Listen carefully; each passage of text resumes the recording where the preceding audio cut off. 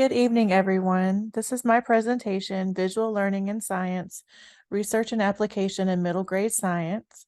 My name is Michelle Morgan, and I'm a high school physical science teacher at Hull Middle School in Gwinnett County.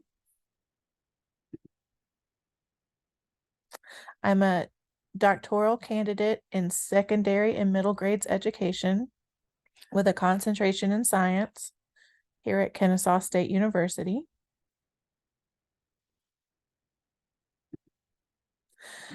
The three articles that I reviewed, the first one is it's a book, an educational resource titled Developing Visual Literacy in Science K through 8. My focus was on chapter 8, which is Visual Literacy in Physical Science. The second article that I reviewed is Using Virtual Reality to Explore Science and Literacy Concepts, and that was found in the International Literacy Association Journal. The last article that I reviewed is called The Frequency and Type of Graphical Representations in Science Trade Books for Children, and that is located in the Journal of Visual Literacy. Developing Visual Literacy in Science K through 8 with a focus on Chapter 8, Visual Literacy in Physical Science. This book was developed because many of us struggle to grasp complex concepts without visual aids. While we may hear or read about an idea, it's often the visual representation, like a drawing or sketch, that truly helps us comprehend. For instance, consider explaining to students the interaction of gravitational force when a ball is thrown into the air. While they can't directly see this force, diagrams and pictures often offer a clear visual explanation. As students develop visual literacy, they will gain the ability to depict their investigations through their own visual creations.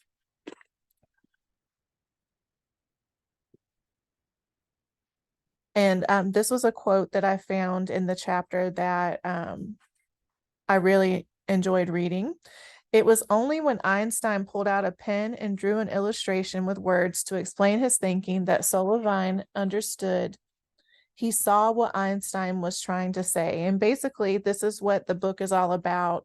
It's about making sure our students understand the power of visual literacy and graphics to really convey meaning and make sense of what they're reading.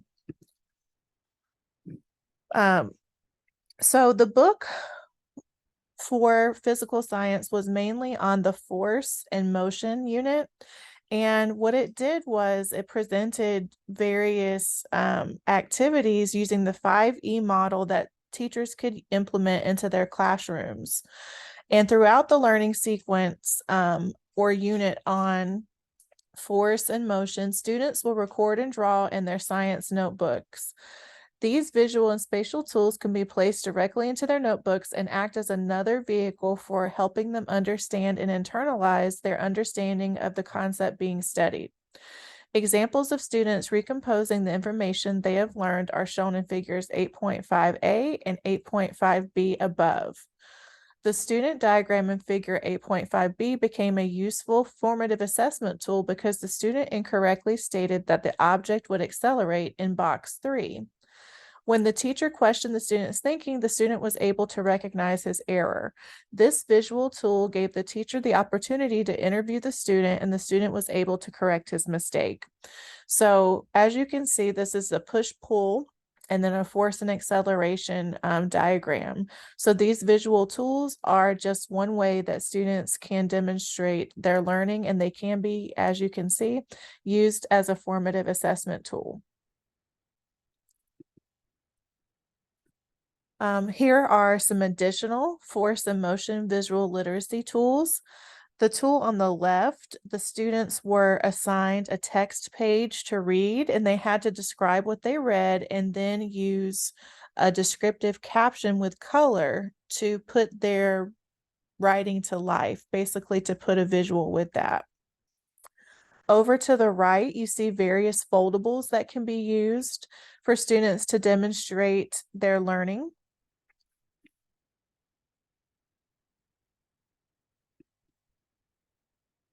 Here is one last force and motion visual literacy tool. Again, students were assigned a reading, and then they had to draw and use descriptive captions to illustrate what they read.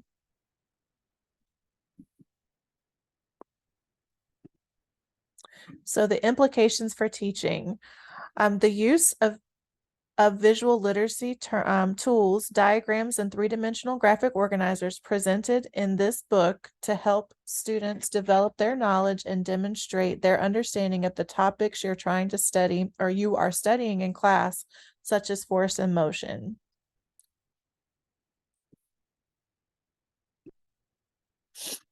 The second article that I read was titled Using Virtual Reality to Explore Science and Literacy Concepts.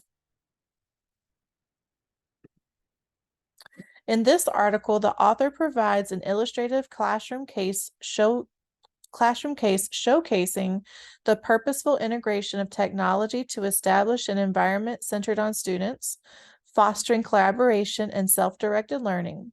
Within this setting, students not only grasp science concepts, but also actively participate in visual literacy practices by exploring a virtual environment. The study overview. In this study, students learn to gather information through a combination of alphabetic text, images, sound, video, and movement. Through the process of gathering multimodal information, students also gained insight about authoring multimodal text. Through the use of virtual reality, abbreviated VR, students were able to engage in multimodal visual literacy practices to understand new science concepts and communicate that information using multiple modes of text.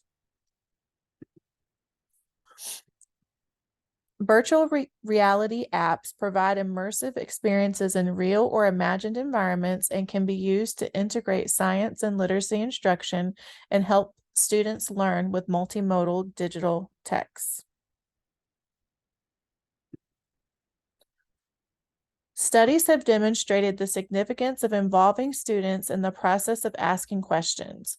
This is because questions provide insight into students' cognitive processes as they grapple with novel or unfamiliar concepts, ultimately uncovering any gaps in their knowledge or understanding. Virtual reality settings offer an excellent chance to foster curiosity and assist students in formulating questions tied to their interests. VR proves advantageous due to its ability to provide vivid, lifelike, and immersive experiences. This technology allows students to feel like they are physically present in a location, enabling them to observe objects and animals from a complete 360-degree perspective. These immersive experiences may spark curiosity and naturally lead students to ask questions and engage in inquiry.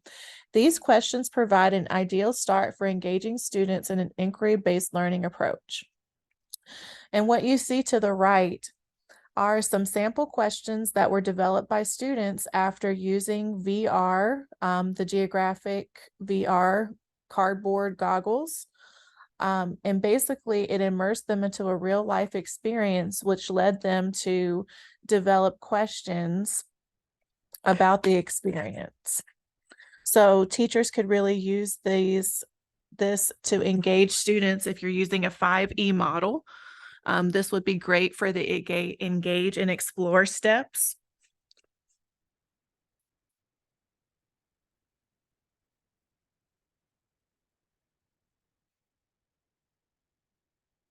Exploring this science and literacy unit with the use of VR naturally sparked students' curiosity about the natural world and encouraged them to embark on an inquiry process based on their observations. Introducing content in a multidimensional and immersive manner allowed students to perceive science from a fresh perspective and realize that reading encompasses more than just conventional printed text.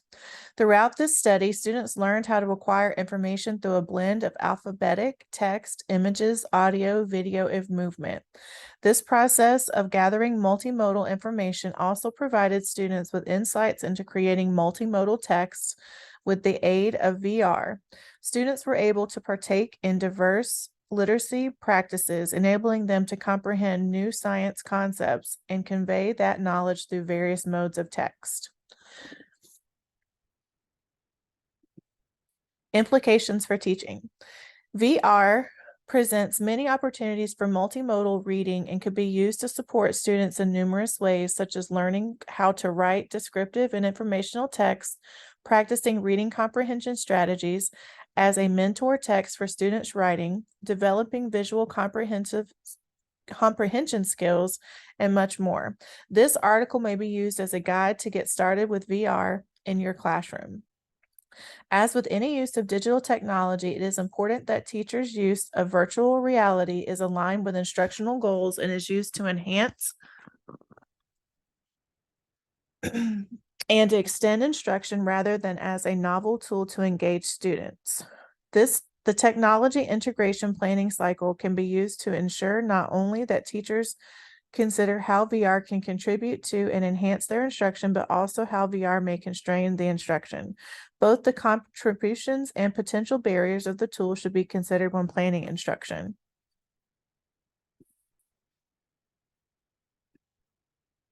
The last article that I read and reviewed is called "The Frequency and Type of Graphical Representations in Science Trade Books for Children." The purpose of this study was to investigate the prevalence and diversity of graphical representations in award-winning science trade books for children between 1972 and 2007. Specifically, researchers examined how the frequency and variety of these representations have evolved over time across different science disciplines and for various intended age groups. Reading science trade books is the perfect way for students to build literacy skills while learning science content.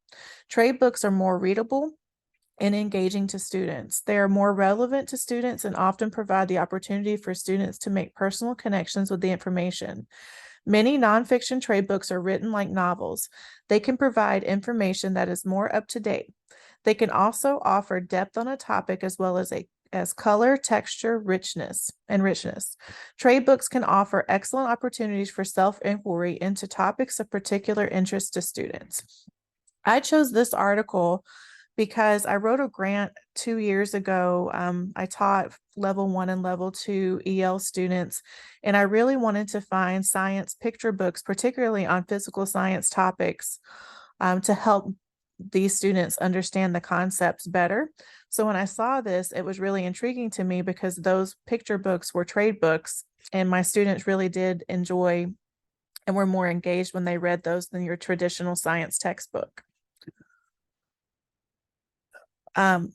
The study used Moline's system to classify 7 categories of graphical representations as simple diagrams such as picture glossaries and scale diagrams, synthetic diagrams such as webs, trees, and flows, analytical diagrams such as cross-section cutaways, timelines, graphs, maps, and tables. The findings indicated a noticeable increase in both the quantity and diversity of graphics over the specified time period. Physical science trade books featured a broader range of graphics compared to life and earth science books, particularly showcasing flow diagrams, cross-sections, cutaways, and tree diagrams. In terms of audience age, books designed for intermediate age children included a greater variety of graphical representations across most types. These results suggest that in the future, students are likely to encounter an elevated presence of trade books featuring graphics in diverse graphical formats. Implications for teaching. Teachers are tasked with guiding children through increasingly complex texts that are rich in visual content. As a result, both science and literacy educators need to be proactive in nurturing children's visual literacy skills, teaching them to interpret not only the text, but also the accompanying graphics. After all, a visual representation can convey as much meaning as 1,000 words. Here are my references. Thank you for listening, and I apologize if you heard my English bulldog in the background walking around and eating and drinking water. Thank you for your time. Have a great night.